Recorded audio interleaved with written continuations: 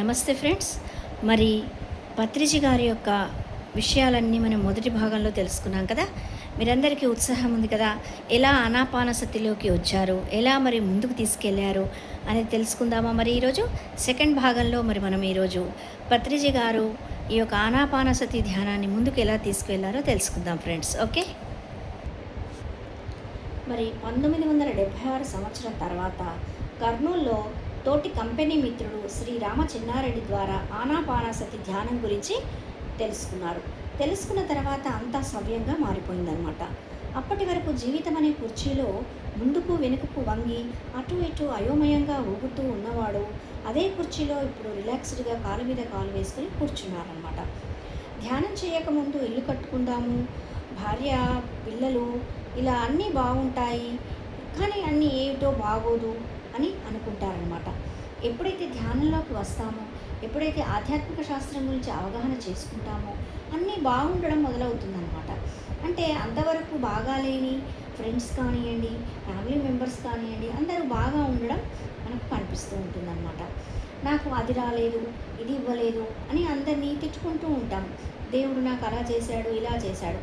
మరి ధ్యానంలోకి వచ్చిన తర్వాత అంతా సవ్యంగానే జరుగుతుందని మనం తెలుసుకుంటారనమాట అని పత్రిజీ గారు చెప్తారు. ఒకవేళ ధ్యానంలోకి రాకపోతే మాత్రం చివరి శ్వాస వరకు ఏం చేస్తారు? చేసిందే చేస్తూ, విన్నదే వింటూ, తిన్నదే తింటూ, చూసిందే చూస్తూ సమయాన్నంతా గడిపేస్తుంటారు. మరి అలాంటి జీవితంలో ఎటువంటి ఎదుగుదల ఉండకపోవడంతో అంత ఒక బోర్ ఫీలింగ్ లైఫ్ అనేది అనుకుంటూ ఉంటారనమాట. ఇలా జరుగుతుందని పత్రిజీ గారు చెప్తున్నారు. మరి అసలు మనమేం గుర్తుంచుకోవాలి అంటే, ప్రాపంచిక చదువులు అందరికీ ఉంటాయి, అవి కంపల్సరీ, తప్పనిసరి. కానీ దానికన్నా తప్పనిసరి అయినది ఆధ్యాత్మిక విద్య. ఆధ్యాత్మిక విద్యతో కూడిన జీవితాలే పరిపూర్ణంగా ఉంటాయి.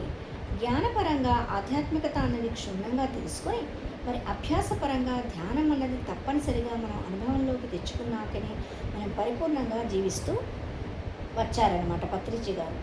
మరి ఇప్పటి వరకు పత్రిజీ గారు 10,000 మంది ఆధ్యాత్మిక గురువులు రాసిన సుమారు 50,000 ఆధ్యాత్మిక గ్రంథాలు చదివారన్నమాట. కానీ ప్రప్రదంగా పత్రిజీలోని సువిశాల ఆధ్యాత్మిక చైతన్యాన్ని విశేషంగా తట్టిలేపిన కారుణ్యమూర్తి మాత్రం ఎవరంటే డాక్టర్ లోబ్సాంగ్ గ్రాంపా అన్నమాట. అతడు చాలా ప్రభావితం చేశారు పత్రిజీ గారు.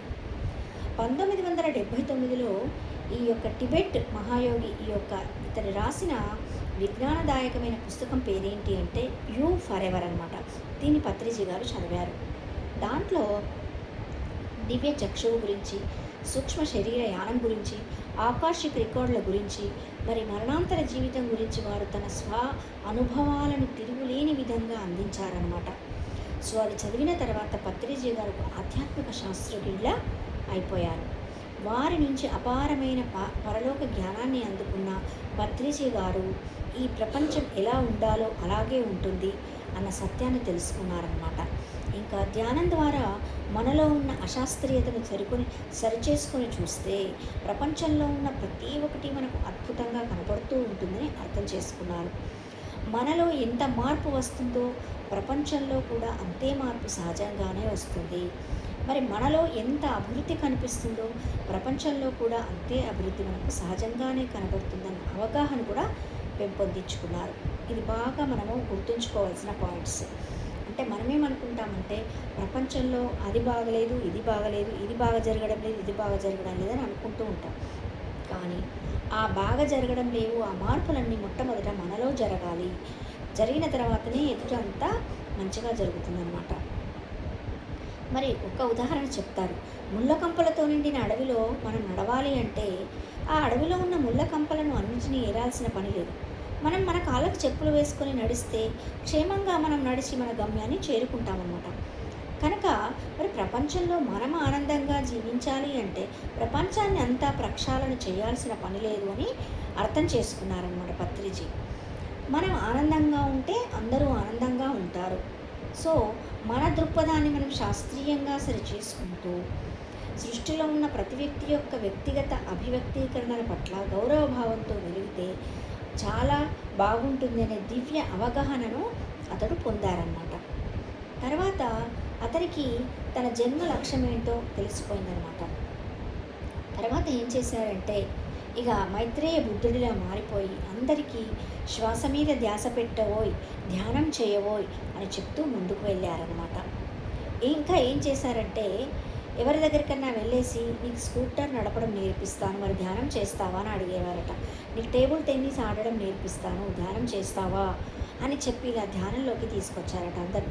ఒక రోజట ఒక కూరగాయలు అమ్మే ఒక అమ్మ దగ్గరికి వెళ్ళేసి, మరి ఈ గంప మొత్తం నేనే కొంటాను, నువ్వు ఇప్పుడు ఇవన్నీ అమ్మాలంటే చాలాసేపు ఇక్కడ కూర్చోవాలి, కనుక ఇదంతా నేనే కొంటాను, ఆ మొత్తం ఉన్నంతసేపు నువ్వు ధ్యానం చేస్తావా అని చెప్పి ఆమెను ధ్యానంలోకి తీసుకొచ్చారనమాట.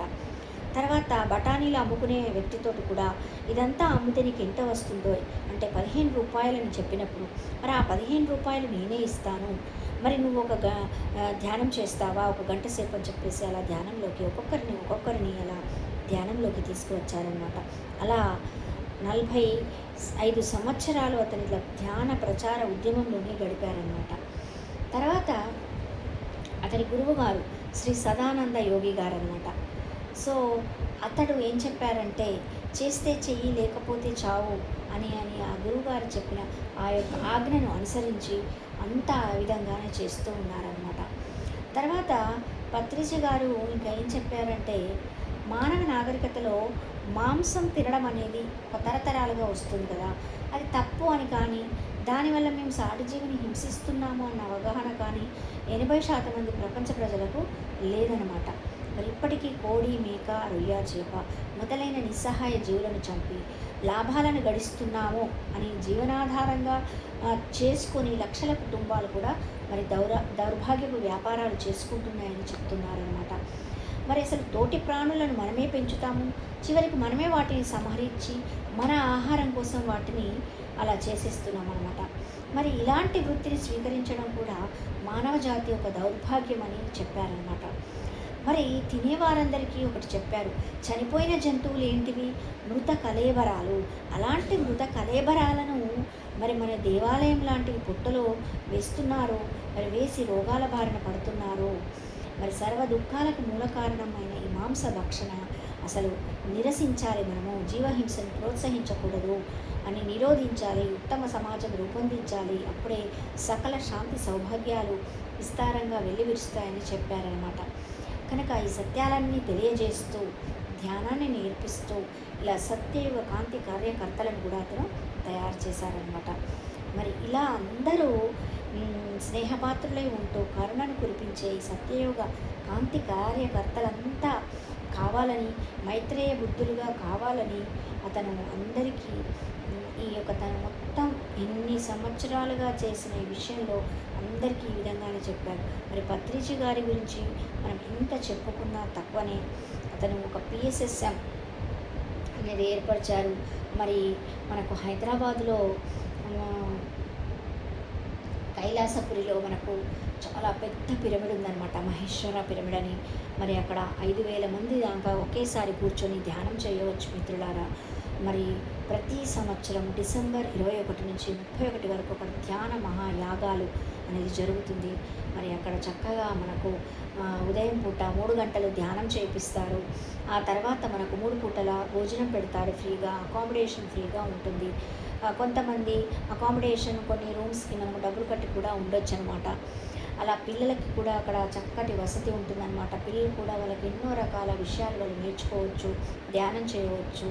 ఇలా ప్రతి సంవత్సరం జరుగుతుంది ఫ్రెండ్స్. మరి ఎవరికైనా ఇంట్రెస్ట్ ఉంటే మరి ఈ సంవత్సరం డిసెంబర్ 21 నుంచి 31 వరకు జరిగే ఈ ధ్యాన మహాయజ్ఞానికి అందరూ తప్పకుండా రావాల్సిందిగా నేను ఆహ్వానిస్తున్నాను, కోరుతున్నాను. ఒకసారి వచ్చి చూడండి ఎంత బాగుంటుందో. మరి ఎన్నో కర్మలు మనకు పోతాయి. రోజు మనకు ఉదయం 5 నుంచి 8 గంటలకు ధ్యానం చేసుకోవచ్చు. తర్వాత సాయంత్రం కూడా ఎన్నో రకాల మంచి మంచి ప్రోగ్రామ్స్ ఉంటాయి. అందరూ అనుకుంటారు ధ్యానం అనేది ఏదో ఒక వైరాగ్యం అని, అసలు ధ్యానం చేస్తే ఏదో ఏదో ఉంటుందని, మనకున్న అన్ని మనం మిస్ అవుతామని అనుకుంటారండి.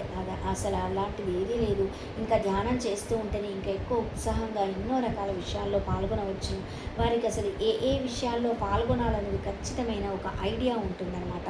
మరి అక్కడ ఎన్నో రకాల సంగీత నాద ధ్యానాలు ఎన్నో రకాల ప్రోగ్రామ్స్ ఉంటాయి అన్నమాట. చిన్నపిల్లల డ్యాన్సెస్ ఉంటాయి, మిమిక్రీస్ ఉంటాయి, సాంగ్స్ ఉంటాయి. ఇలా అన్నీ సాయంత్రం మనం చూడొచ్చు, మనకు ధ్యానం చేసుకోవచ్చు. ఎన్నో రకాల పిరమిడ్స్ ఉంటాయి అక్కడ. ఎంతోమంది మాస్టర్స్ ఉంటారు మనకు జ్ఞానాన్ని అందించడానికి. క్లాసులు కూడా ఉంటాయి ఫ్రెండ్స్. మరి ఈరోజు మనం పత్రిజీ గారి గురించి తెలుసుకున్నాము. మరి మనము అతనికి ఇచ్చేది ఏంటి? మనకి ఇన్ని రోజులు తన జీవితంలో మొత్తం ధ్యానం మనకు నేర్పారు. మరి మనం దాన్ని స్ప్రెడ్ చేయాల్సిన సమయం ఆసన్నమైంది. మరి మనకు తెలిస్తే అందరికీ దీని గురించి చెప్పాలి. ఎక్కడ పిరమిడ్స్ ఉంటే అక్కడికి వెళ్ళమని చెప్పాలి. ఈ విధంగా ఎవరికి తోచింది వాళ్ళు చేయాలి ఫ్రెండ్స్. మరి ఒకసారి మన బ్రహ్మశ్రీ పితామహ పత్రిజీ గారికి మహావతరణ దినోత్సవ శుభాకాంక్షలు తెలుపుతూ ముగిస్తున్నాను. Thank you so much.